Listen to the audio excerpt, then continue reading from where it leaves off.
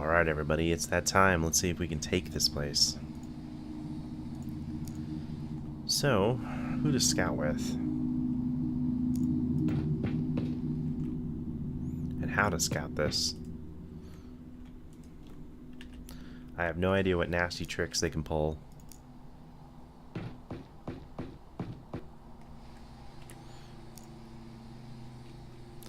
I'm assuming it's going to be better to concentrate our firepower just on one area.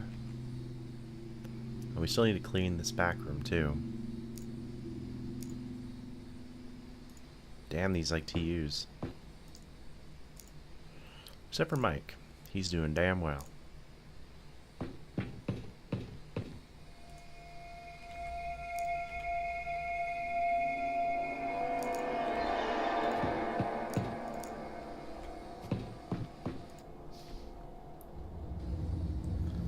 Okay. So I think first off I'd like to clear here in this room. Now suppression grenades still work, and you know what? I didn't bring any. This is gonna get bloody. Alright. Kneel. Kneel.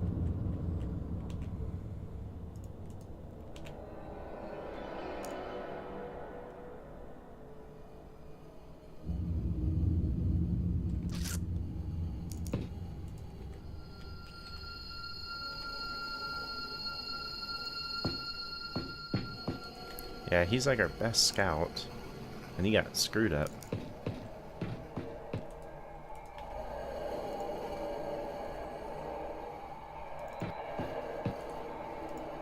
Well, they don't seem to be like coming down to invade.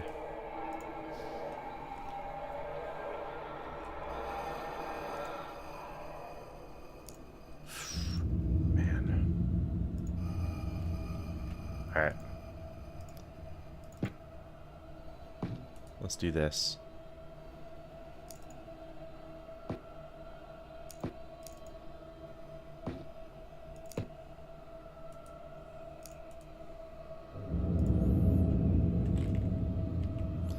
We'll get ready to go in guns a-blazing here.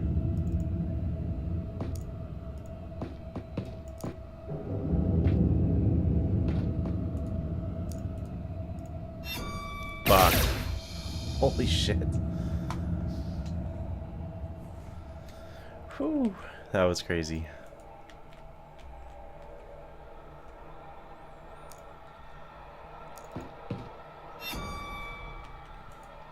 Oh, who are you?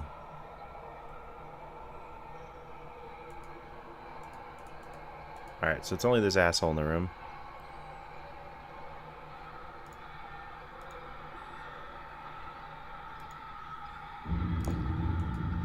He has a heavy assault weapon too.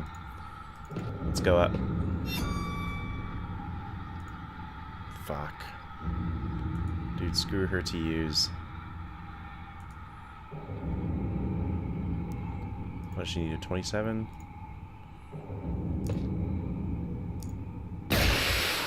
Oh man. You just soaked that shit. Alright, and there's a door right there. Alright, pistol up.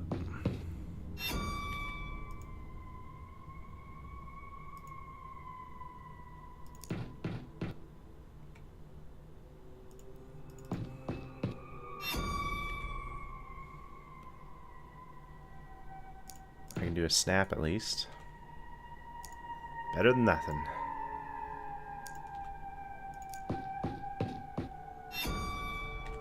I don't know what'll be right here.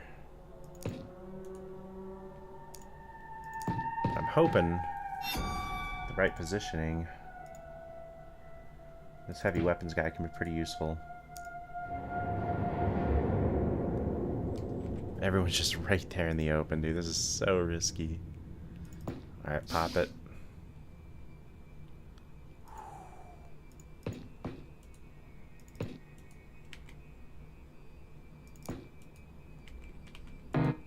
Okay. 14, no thanks. You're done. Let's get in position for everybody. I don't want to crouch you.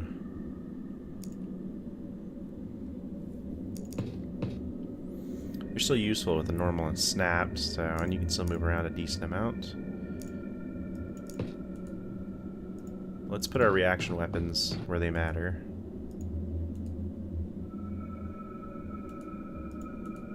Okay. That looks good. And we'll prepare our next scout.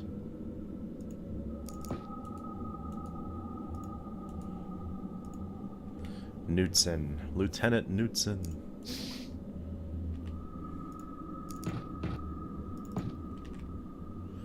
Now, it does look like that room opens. I bet you there's one hiding over here. Yeah, she just sucks for scouting. Okay, let's try this out.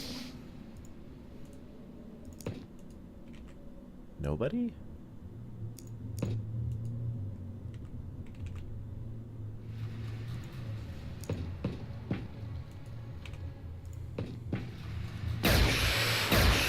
Yes!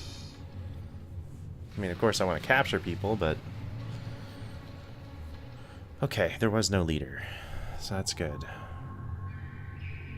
We got a Harridan corpse, we got the alien reactor, the landing ship data core. It's a landing ship, okay. Alien plasma, warrior corpse.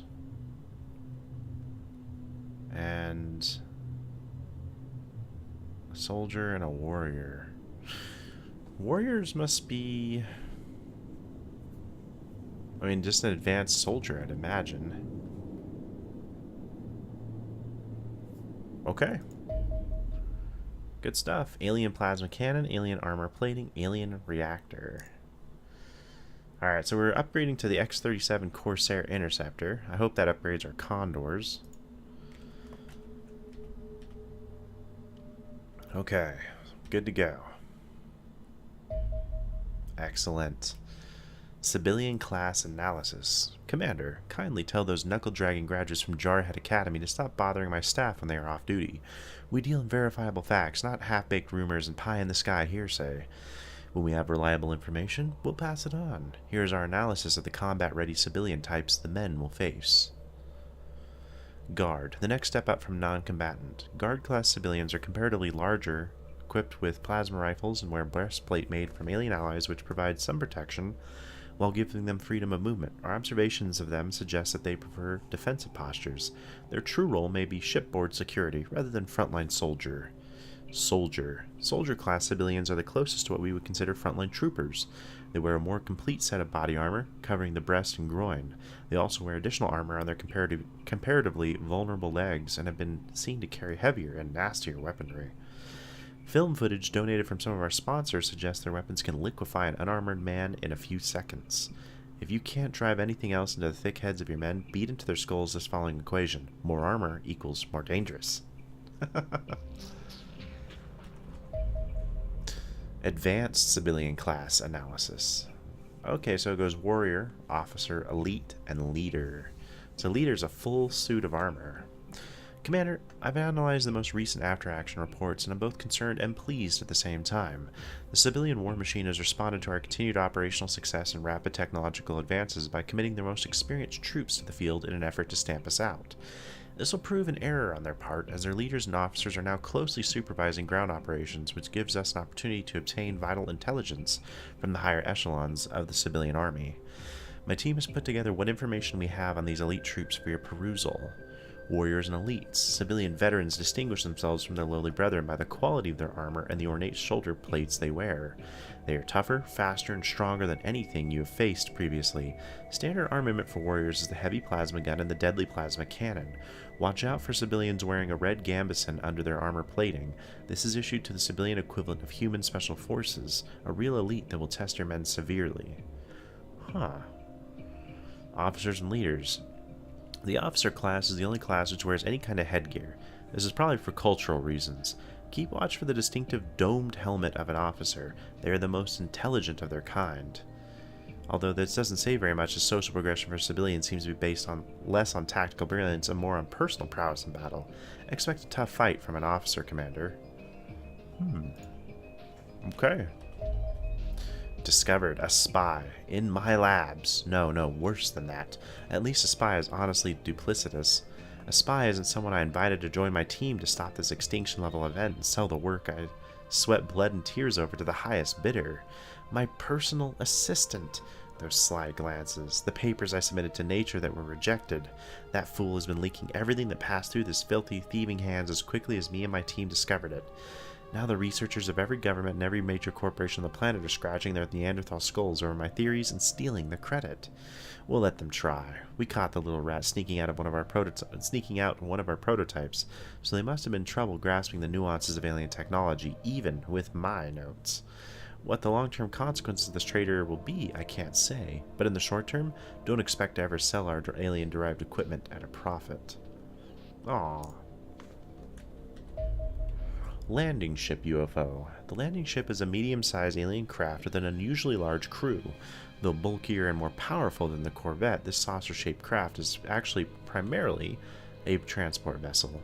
The saucer is split into a bridge on the upper level and a cargo hold on the level below, comfortably large enough to accommodate a terror squad or even the equipment we believe would be required to establish a permanent alien facility on the surface of our planet. These two rooms are joined by a pair of teleportation devices that instantaneously transport any unit that steps onto one of the platforms over the other. Despite studying them extensively, we still have no idea how these devices function. Almost as interestingly as the armor plating on the exterior of the ship, it requires immense firepower to crack one of these vessels open, which we assumed was due to the more extensive armor plating, but troublingly, the landing ship has much less armor than the Corvette. We have taken samples of this hardened plate for further study. The vessel's primary weapon is just a scaled-up version of the cannon on the Corvette, but it also possesses a smaller rapid-fire secondary weapon that packs sufficient punch to make a frontal approach inadvisable. Ooh. Terror Attack Mission. Wow, we're just getting all sorts of researches. I was talking with the heads of communication and detection over the latest UFO movements, and between us, we've spotted a few new and dangerous direction the ETs are heading in.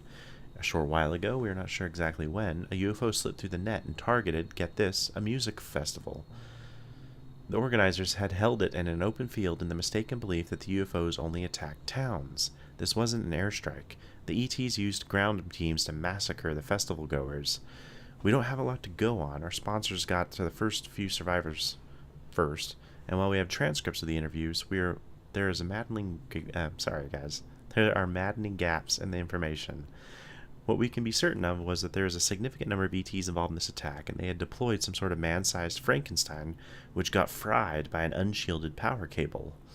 My team thinks this was a test run, and we can expect further attacks by cadres of alien shock troops tasked with terrorizing funding nations by slaughtering the civilian population. One of my juniors, who's a history buff, drew a parallel between this and a method used by Genghis Khan. He obliterated a city and threatened other cities with the threat of vanishing as well if they resisted. Successful terror attacks are the most damaging of any alien mission to our organization.